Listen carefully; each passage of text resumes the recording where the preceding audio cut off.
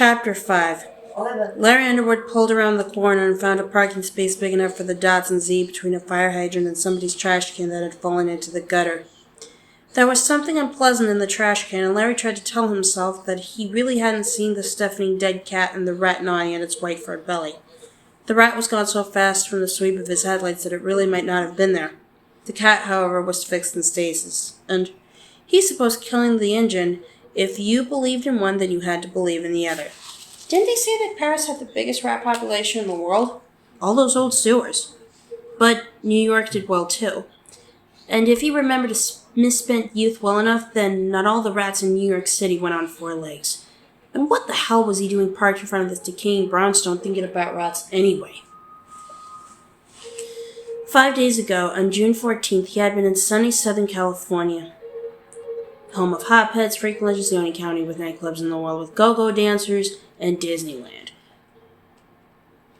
This morning at 3:45, he had arrived on the shore of the Atlantic Ocean, paying his toll to go across the Triborough Bridge. A sullen drizzle had been falling. Only in New York can an early summer drizzle seem so unrepentantly sullen.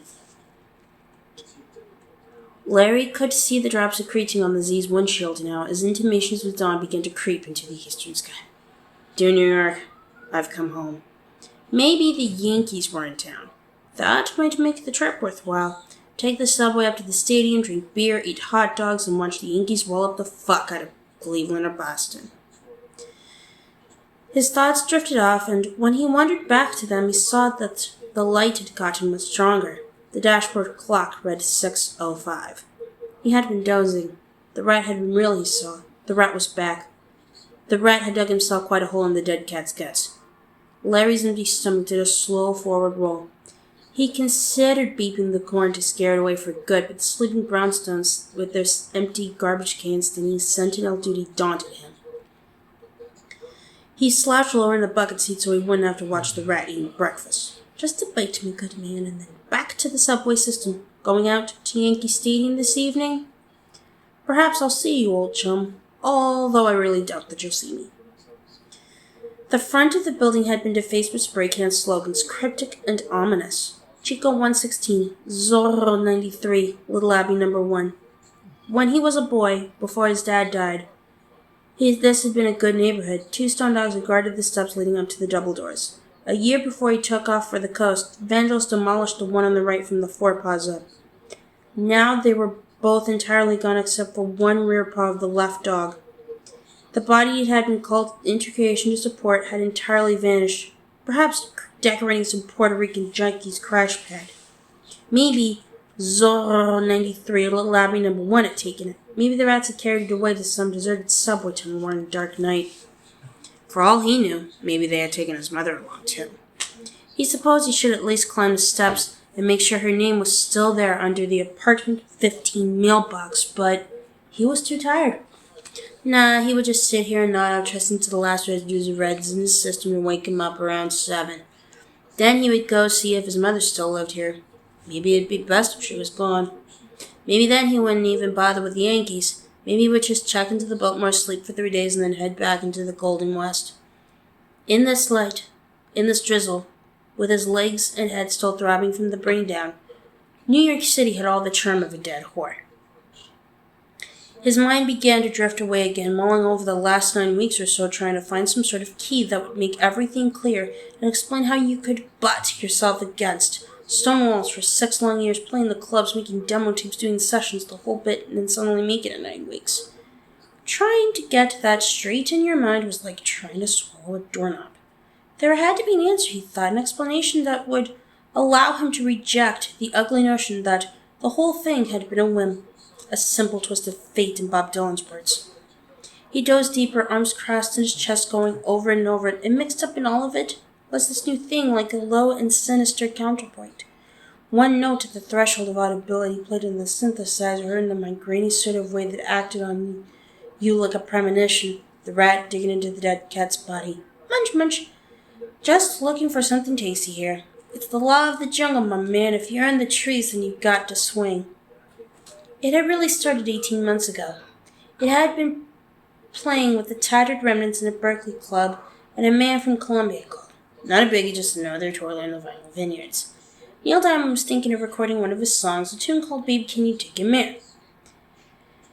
Diamond was doing an album, all his own stuff, except for an old Buddy Holly tune, Peggy Sue Got Married, and maybe this Larry Underwood tune. The question was, would Larry like to come up with a kind of demo of the tune and sit in on the session? Diamond wanted a second acoustic guitar, and he liked the tune a lot. Larry said yes. The session lasted 3 days. It was a good one. Larry met Neil Diamond, also Robbie Roberts, and also Richard Perry. He got mentioned on the album's inner sleeve and got paid being in scale, but Baby Can You Dig Your Man never made the album. On a second evening of the session, Diamond had come up with a new tune of his own, and that made the album instead. Well, the man from Columbia said, that's too bad it happens. Tell you what, why don't you cut the demo anyway? I'll see if there's anything I can do. So, Larry cut the demo and then found himself back out in the street. In Los Angeles, times were fucking hard. There were a few sessions, but not many. He finally got a job playing guitar in a supper club, crooning things like Softly As I Leave You and Moon River while elderly cats talked business and sucked up Italian food. He wrote the lyrics on scraps of notepaper, because otherwise he tended to mix them up or forget them altogether, quoting the tune while he went, ta-da, trying to look suave like Tony Bennett, vamping and feeling like an asshole.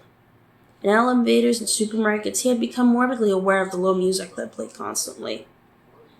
Then, 9 weeks ago, and out of the blue, the man from Columbia had called. They wanted to release his demo as a single. Could he come in and back it? Sure, Larry said. He could do that.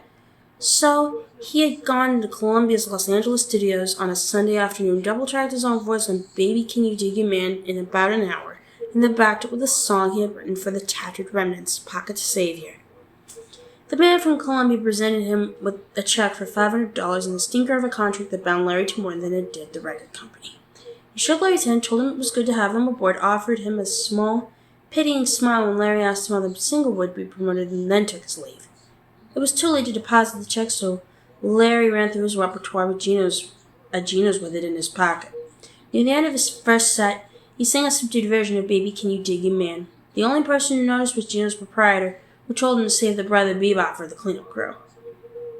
7 weeks ago, the man from Columbia called again and told him to go get a copy of Billboard magazine. Larry ran. Baby Can You Dig Your Man was one of 3 hot prospects for that week. Larry called the man from Columbia back, and he asked Larry how he would like to lunch with some of the real bigs. To discuss the album, they were all pleased with the single, which was getting airplay in Detroit, Philadelphia, and Portland, Maine already. It looked as if it was going to catch. It had won a late-night Battle of the Sounds contest for 4 nights running on one Detroit soul station. Nobody seemed to know Larry Underwood was white. He got drunk at the lunch and hardly noticed how his salmon tasted. No one seemed to mind that he had gotten loaded. One of the bigs said he wouldn't be surprised to see Baby Can You Dig Your Man carry off a Grammy next year.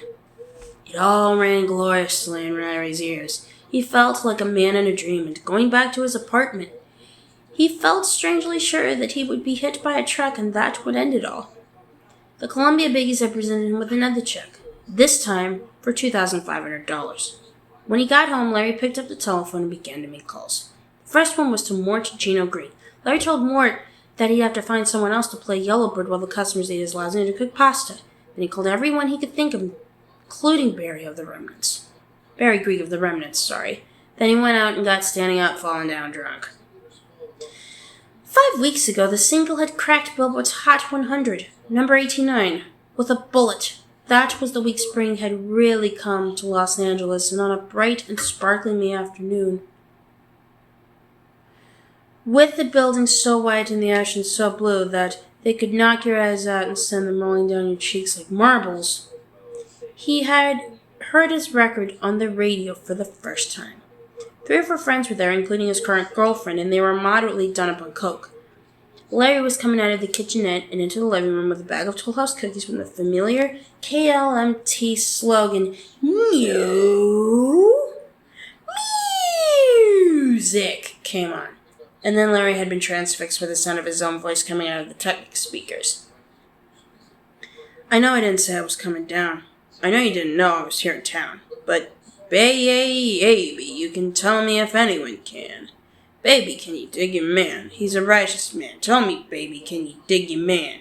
Jesus, that's me, he said. He dropped the cookies onto the floor and then stood gape-mouthed and stone flabbergasted as his friends applauded. 4 weeks ago, his tune had jumped to 73 on the Billboard chart. He began to feel as if he had been pushed rudely into an old-time silent movie where everything was moving too fast. The phone rang off the hook. Columbia was screaming for the album, wanting to capitalize on the single's success. Some crazy rat's ass of an A&R man called 3 times in one day, telling him he had to get into record 1, not now, but yesterday, and recorded a remake of the McCoys' Hang On Sloopy as the follow-up. Monster, this moron kept shouting. Only follow-up that's possible, Lair. He never met this guy, and already he wasn't even Larry, but Lair. It'll be a monster. I'm a fucking monster. Larry at last lost his patience and told the monster shudder that given a choice between recording Hang On Sloopy and being tied down and receiving a Coca-Cola enema, he would pick the enema. Then he hung up. The train kept rolling, just the same.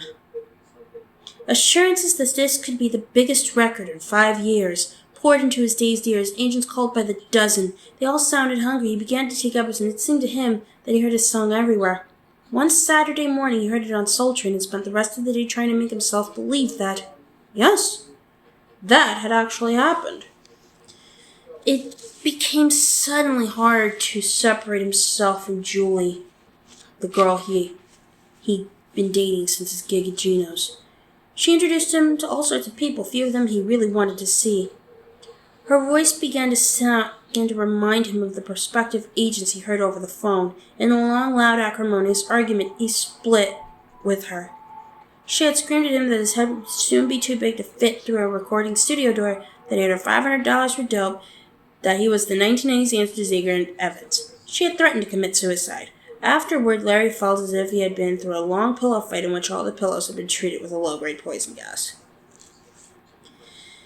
They had begun cutting the album 3 weeks ago, and Larry withstood most of the 4-year-old good suggestions. He used what leeway the contract gave him. He got 3 of the Ted Remnants, Barry Grieg, Al Spellman, and Johnny McCall, and 2 other musicians he had worked with in the past, Neil Goodman and Wayne Stokey.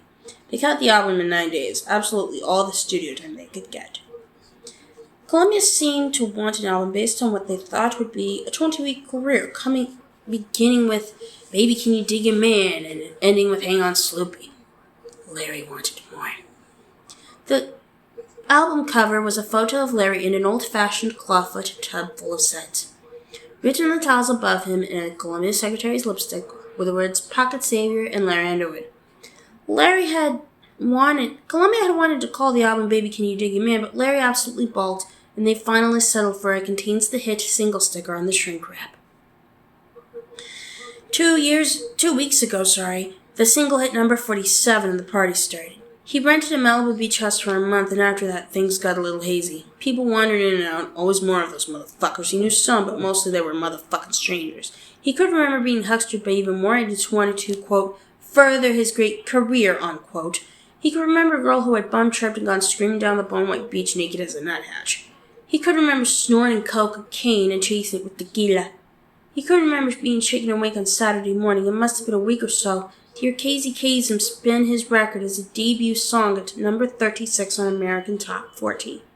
He could remember taking a great many reds and vaguely dickering for the decency with a $4,000 royalty check that came in the mail.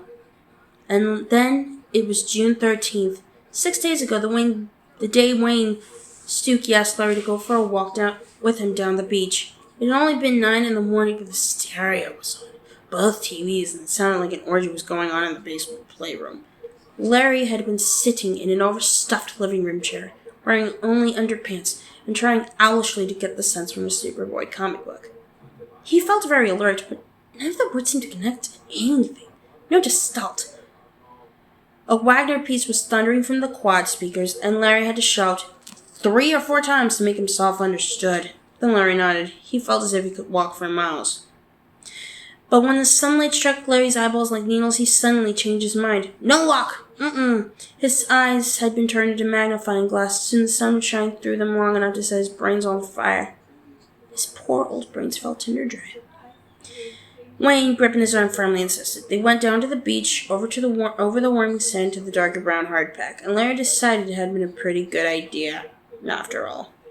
The deepening sound of the breakers coming home.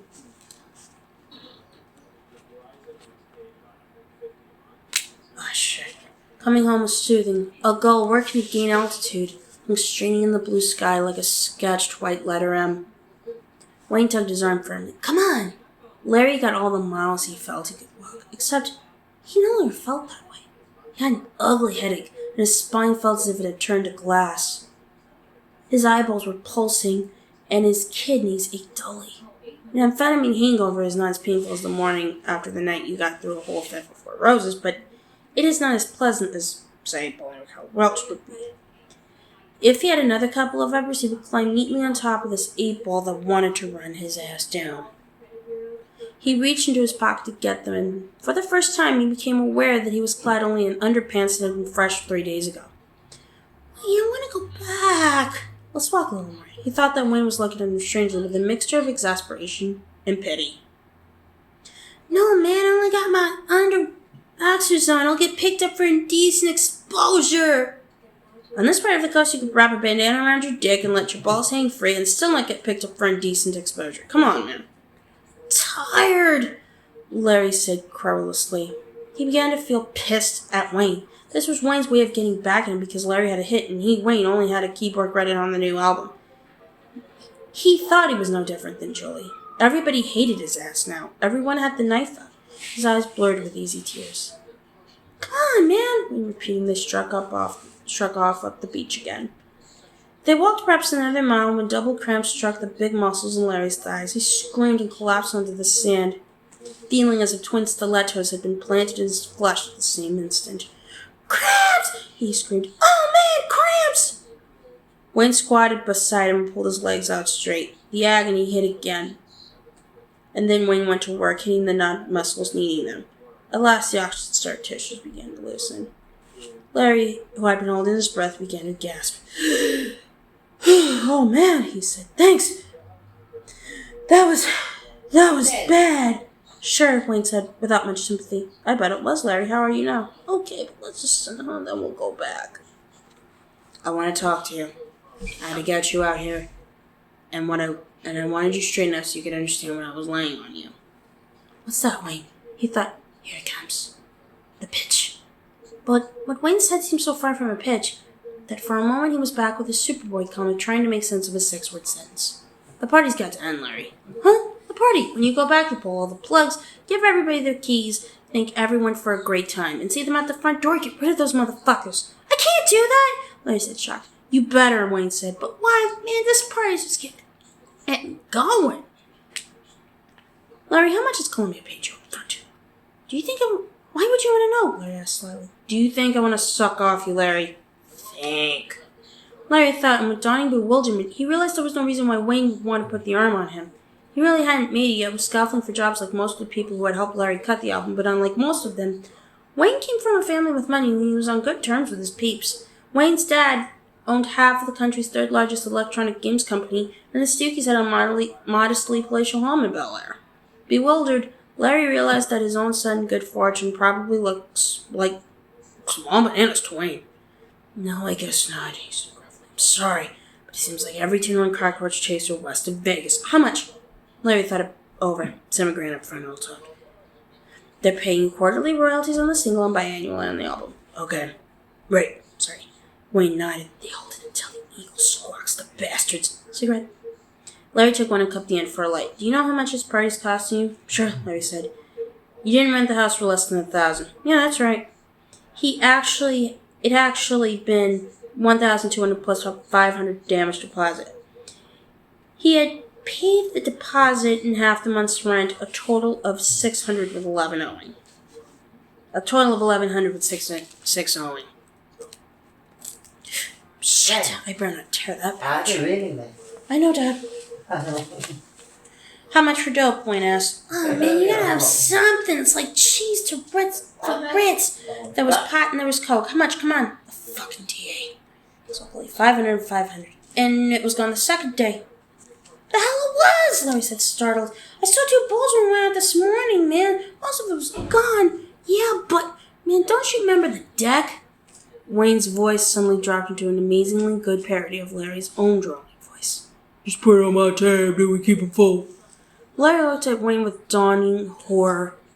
He remembered a small wiry kid with a peculiar haircut. A wiffle cut they had called it 10 or 15 years ago. A small guy with a wiffle haircut and a t-shirt reading Jesus is coming, and is he pissed.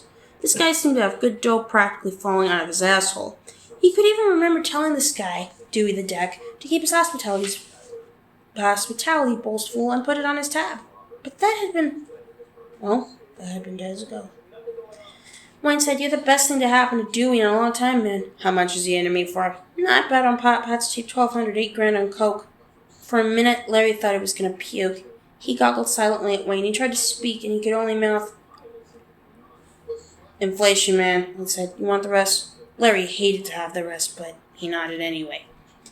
There was a color TV upstairs. Someone ran a chair through it. I guess $300 for repairs. The wood paneling downstairs be gouged to hell, $400 with luck. The picture window was facing the beach, got broken day before yesterday, $300. The shag rig in the living room is totally kaput. Cigarette burns, beer, whiskey, $400. I called the liquor store, and they're just as happy with their tab as the Deck is with his. $600 for both. Blue Horn keysed him up to the neck, as Larry whispered. "Be thankful most of them have been scoffing beer and wine. You got a $400 tab down at the market, mostly for pizza, chips, tacos, all that good shit. But the worst is the noise." The pretty soon the cops are going to land. LaFleet disturbing the peace. You got 4 or 5 heavies doing on heroin. There's 3 for ounces of Mexican brand in the place. "Is that on my tip too?"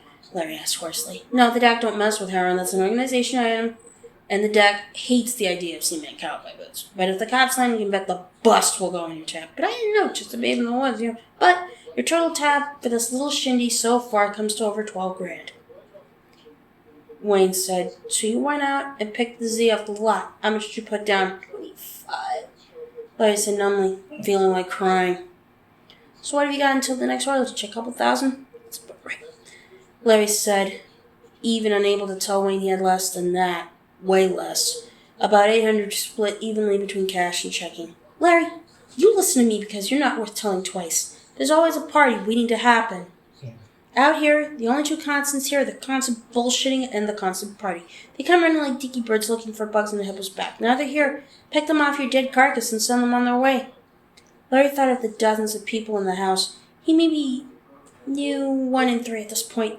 The thought of telling all those unknowns to leave made his throat want to close up. He would lose their good opinion. Opposing his thought came an image of Dewey the Deck refilling the bowls. Taking a notebook from his back pocket, writing it all down on the bottom of his tab, him and his wiffle cut, and "Jesus is he pissed" his t-shirt. Wayne watched him calmly as he squirmed between these 2 pictures. "Man, I'm gonna look like the asshole of the world," Larry said finally, hating the weak and petulant words as they fell from his mouth. "Yeah, I'll call you a lot of names. I say you're going Halloween, getting a big head, forgetting all the friends, except none of them are your friends, Larry. Your friends saw what was happening here on 3 days ago and split the scene.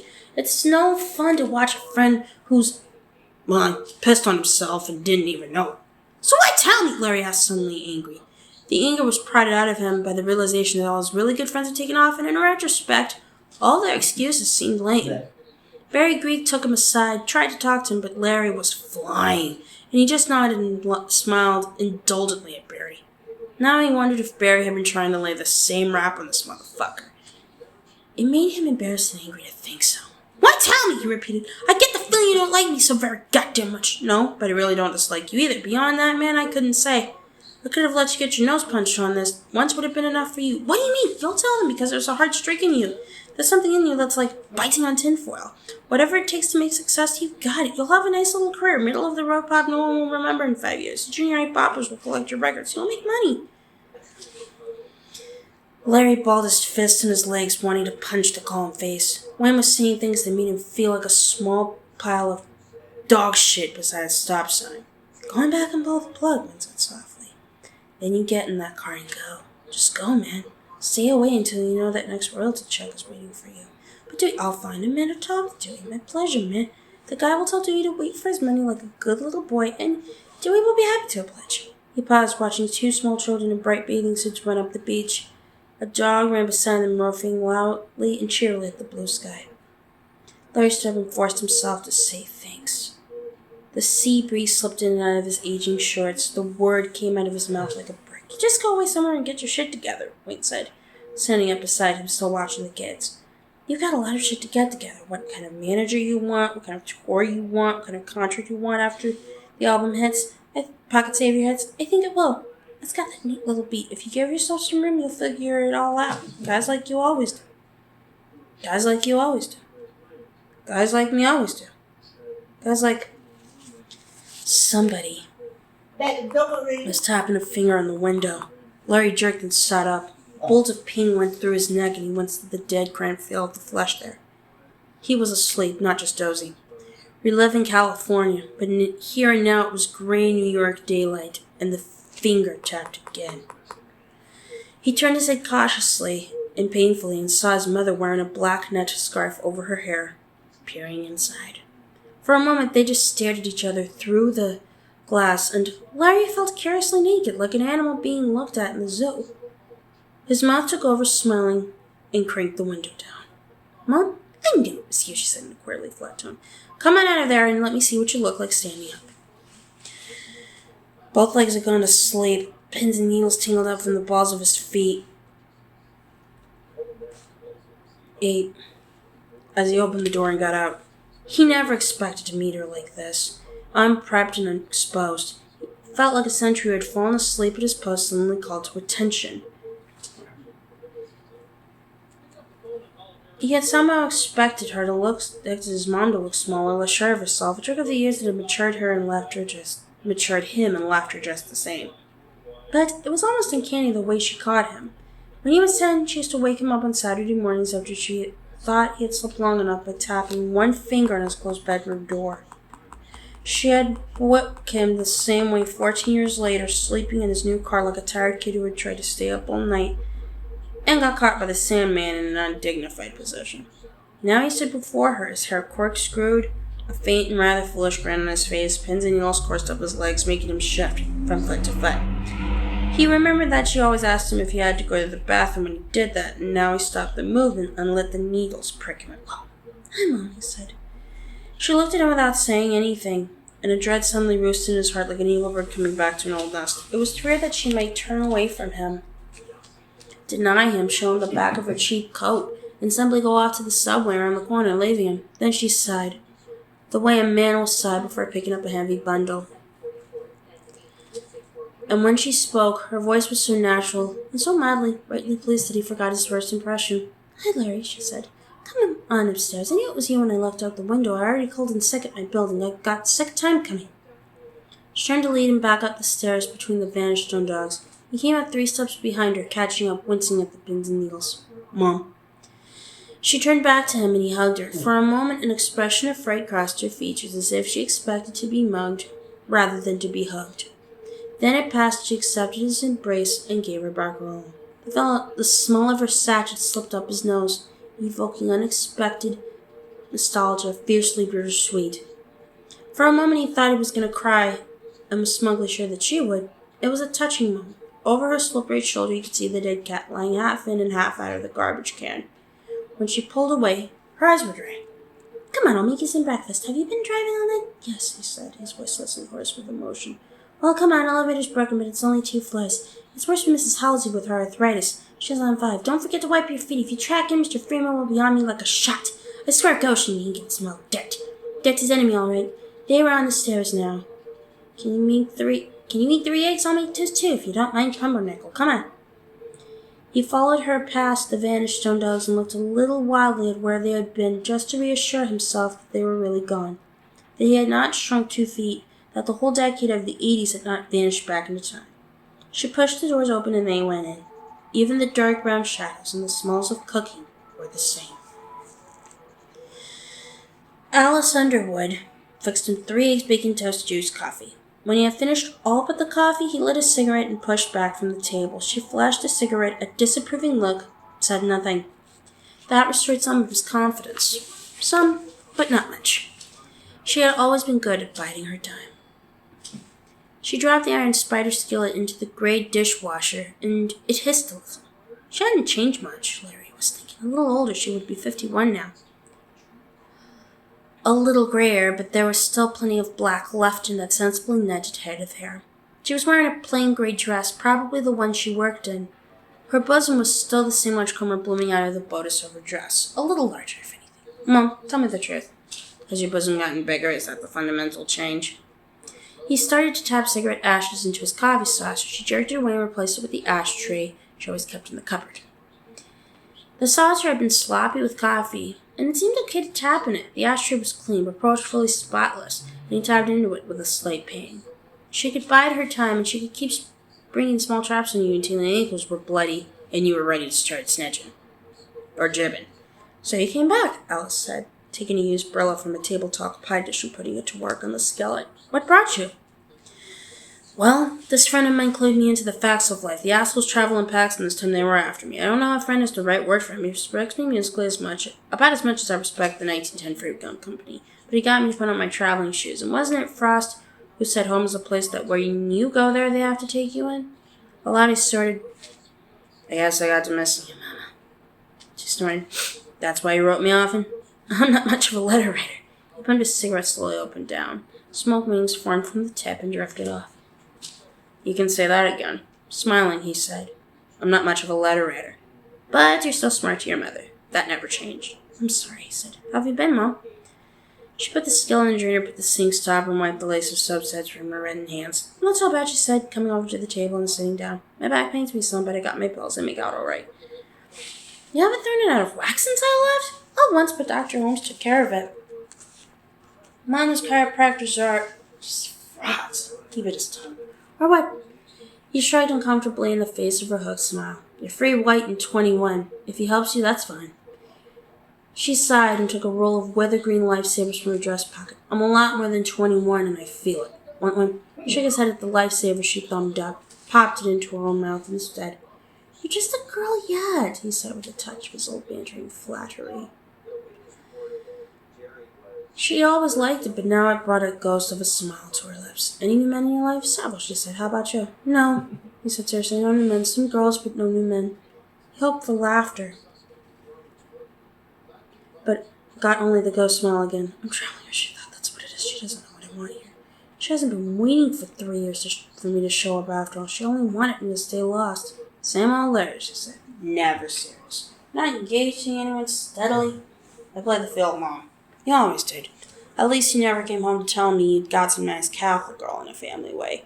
I'll give you that. You're either very careful, very lucky, or very polite. He strove to keep a poker face. It was the first time in his life that she ever mentioned sex to him directly or obliquely. Anyway, you're going to learn, Alice said. They say bachelors have all the fun. None.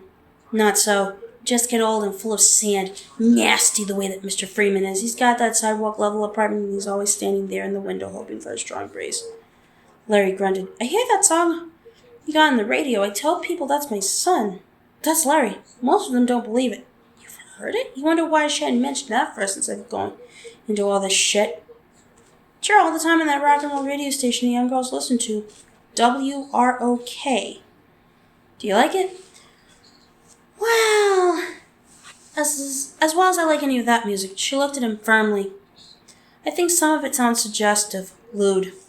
He found himself soften his feet and forced himself to stop. It's just supposed to sound passionate, Mom. That's all. His face suffused with blood. He had never expected to be sitting in his mom's kitchen discussion of passion. The place where passion is the bread, she said curtly, closing off any aesthetic discussion of his head. Also, you did something to your voice. You sound like a brother. Now? He asked, amused. No, on the radio. That brown sound she sure do come round, Larry said, deepening his voice to below Weather's level and smiling. Just like that, she nodded. When I was a girl, we thought Frank Sinatra was daring. Now they have this rap. They call it screaming, I call it. She looked at him grudgingly. At least there's no screaming on your record. I get a royalty he said, a certain percent of every record sold that breaks down to, oh, go on, she said, his cheating gesture with her hand.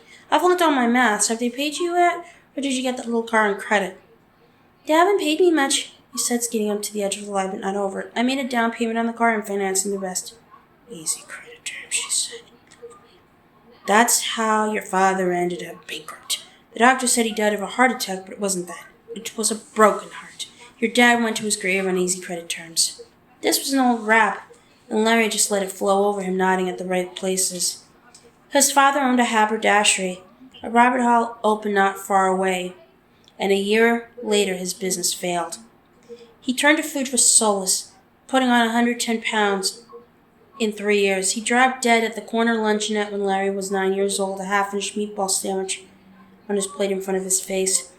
At the wake, when his sister tried to comfort a woman who looked absolutely without need of any comfort, Allison almost said it could have been worse. It could, she said, looking past her sister's shoulder and directly at her brother-in-law, have been alcohol. Alice brought Larry the rest of the way up on her own, dominating his life with her problems and prejudices until he left home. Her last remark to him as he and Rudy Schwartz drove off in Rudy's old Ford, that they have poorhouses in Cali, too. Yes, sir, that's my mama. Do you want to stay here, Larry? She asked softly. Startled, he countered. You mind? There's room. They're all the way still in the back bedroom. I've been storing things back there. But you could move some of the boxes around. All right, he said slowly. If you're sure you don't mind. I'm only in for a couple of weeks. I thought I'd look up some of the old guys. Mark, Galen, David, Chris, those guys. She got up, went to the window, and tugged it up. You're welcome to stay as long as you like, Larry. I'm not so good at expressing myself, maybe, but I'm sure glad to see you. We didn't say goodbye very well. There were harsh words. She showed him her face. Still harsh, but also full of a terrible, reluctant love. For my part, I regret them. I only said them because I love you. I never knew how to say that just right, so I said it otherwise. That's all right, he said, looking down at the table. The flush was back. He could feel it. Listen, I'll chip in for stuff. You can if you want. If you don't want to, you don't have to. I'm working. Thousands aren't. You're still my son. He thought of the stiffening dead cat half in and half out of the trash can, and of Dewey Dex smilingly filling the hospitality bowls, and suddenly burst into tears, as his hands blurred down double in the wash of them. He thought that this should be her bit, not his. Nothing had gone all the way he thought it would. Nothing. She changed after all. So had he, but not as he'd suspected. And a natural reversal had occurred. She'd gotten bigger, and he somehow gotten smaller. He had not come home to her because he had to go somewhere. He went home because he was afraid and wanted his mother. She stood by the open window watching him, the white curtains fluttered in on the damp breeze, obscuring her face, not hiding it entirely, but making it seem ghostly. Traffic sounds came in through the window, shook the handkerchief from the border server just and walked over to the table and put it in one of his groping hands. There was something hard in Larry, but she could have taxed him with it, but to what end? His father had been a softy, and in her heart of hearts she knew it was that which had really sent him to the grave. Max Underwood had been done in more by lending credit than taking it. So when it came to that hard streak, who did Larry have to think or blame? His tears couldn't change that stony outcropping in his character more than a single summer cloudburst can change the shape of rock. There were good uses for such hardness. She knew that, had known it as a woman raising a boy on her own, and to see they cared little for mothers and less for their children. But Larry hadn't found any yet. He was just what she said he was, the same old Larry. He would go along not thinking, getting people, including himself, into jams. When the jams got bad enough, he would call upon that hard streak to extricate himself. As for the others, he would leave them to sink or swim on their own. Rock was tough, and there was toughness in his character, but he still used it destructively. She could see in his eyes, read in every line of his posture, even in the way he bobbed his cancer stick to make those little rings in the air. He had never sharpened that hard piece of him to cut into a blade to cut people with, and that was something. But when he needed it, he was still calling on it as a child did, as a bludgeon to beat his way out of traps he had dug for himself. Once she had told herself Larry would change. She had. He would. But this was no boy in front of her. This was a grown-ass man, and she feared that his days of change, of deep and fundamental sort her minister called a change of soul rather than one of heart, were behind him. There was something in Larry that gave you the bitter zing of hearing chalk screech on a blackboard. Deep inside, looking up was only Larry. He was the only one allowed inside his heart. But she loved him. She also thought there was good in Larry. Great good. It was there, but this light on it would take nothing short of a catastrophe to bring it out. There was no catastrophe. Only her crying son. You're tired, she said. Clean up. I'll move the boxes, then you can sleep. I guess we'll go in today after all. She went down the short hall to the back room, his old bedroom, and Larry heard her grunting, moving boxes. He wiped his eyes slowly. The sound of traffic came in the window. He tried to remember the last time he cried in front of his mother. He thought of the dead cat. She was right. He was tired. He'd never been so tired. He went to bed and slept for nearly 18 hours.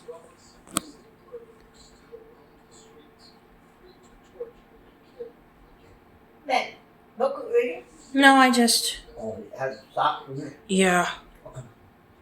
Oh, wait.